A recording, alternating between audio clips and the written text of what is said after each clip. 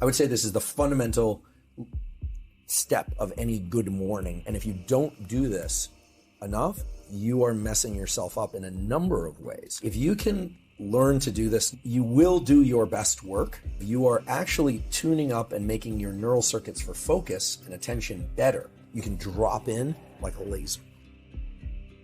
So what's the routine then, the ultimate morning and evening routine to set your brain and your mind up for optimal performance and not getting brain fog? So I get up, obviously I use the restroom, I drink some water. I do think that hydrating is very important. Yes. So I'll drink some water.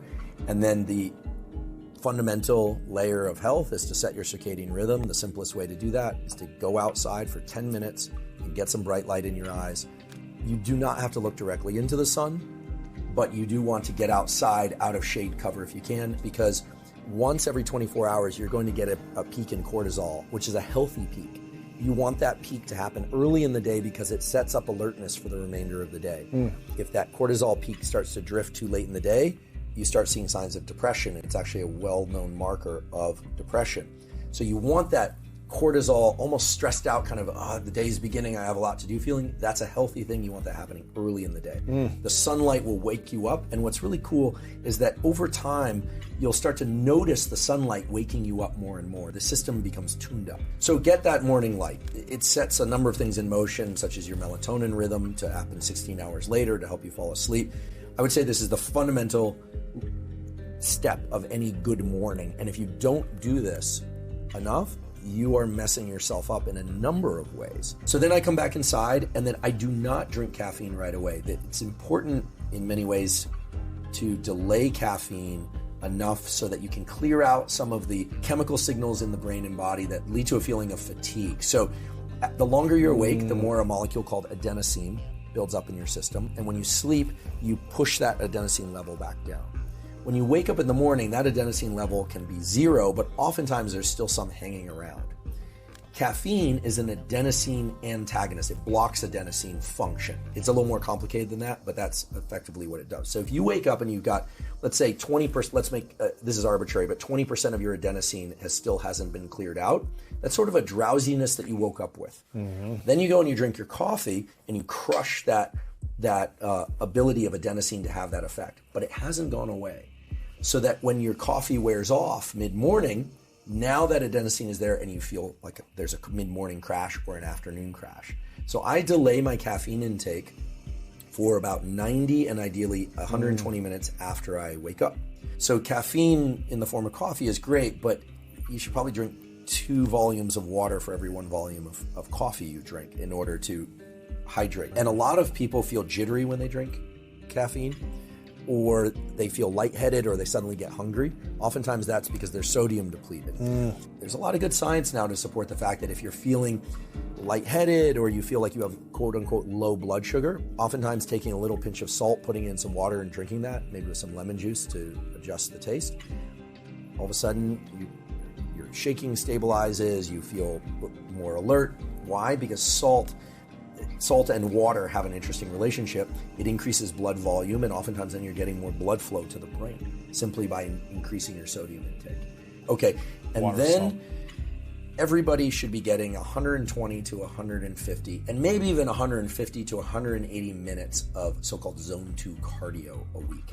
This is the kind of cardiovascular exercise where you're doing work, you could have a conversation, but you're kind of at the threshold where it's not super easy to have a conversation. We're not talking sprints. There's just a myriad of effects on heart health, vascular health all over the body, gut microbiome, musculoskeletal stability, mental health, all these kinds of things.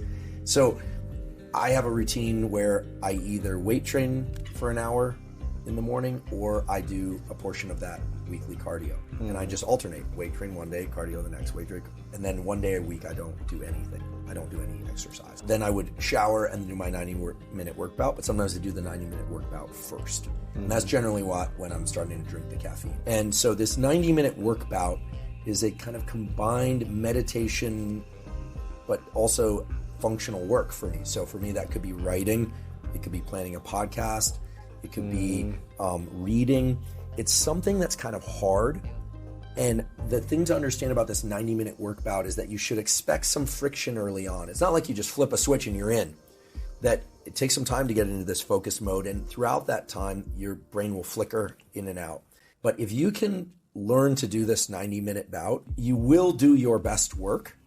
And what's really wonderful is it's not just about the work that you perform in that bout. What ends up happening is really special.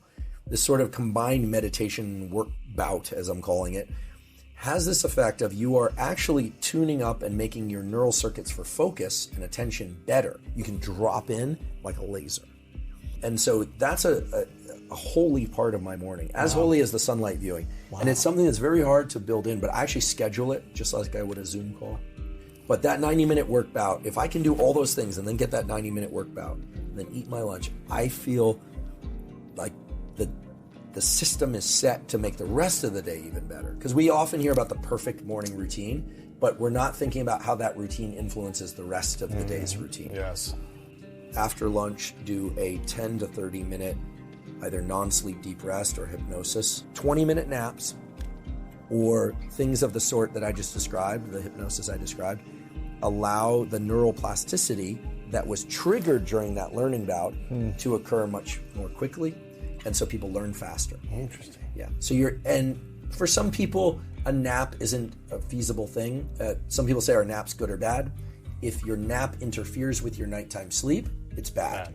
If your nap does not, then it's okay. And naps that are shorter than 90 minutes, so anywhere from 10, 20, 30, 45, but certainly not longer than 90 minutes, are going to be better than naps that are longer than 90 minutes for reasons related to sleep. So that kind of ends the morning. And then the rest of the day just depends on what's happening. Sure. And I think it's too varied to describe. But I do suggest that people try and get a little bit of sunlight as the sun is setting in the evening or late afternoon, depending on time of year and where you live. Same practice, because now you're sending two signals to that master circadian clock of when there's morning and when there's evening. And that clock has what we call a morning and an evening oscillator. So that if you can give more signals, then the system becomes more robust. It also ensures you a little bit against some of the exposure to nighttime bright light for reasons related to retinal sensitivity. So go outside for 10 or 15 minutes. Check, fine if you need to check your text messages, do it out front of your building or your home. That's going to be very good. That's cool. Okay. That's the ultimate morning routine for you. That's the ultimate morning routine for me.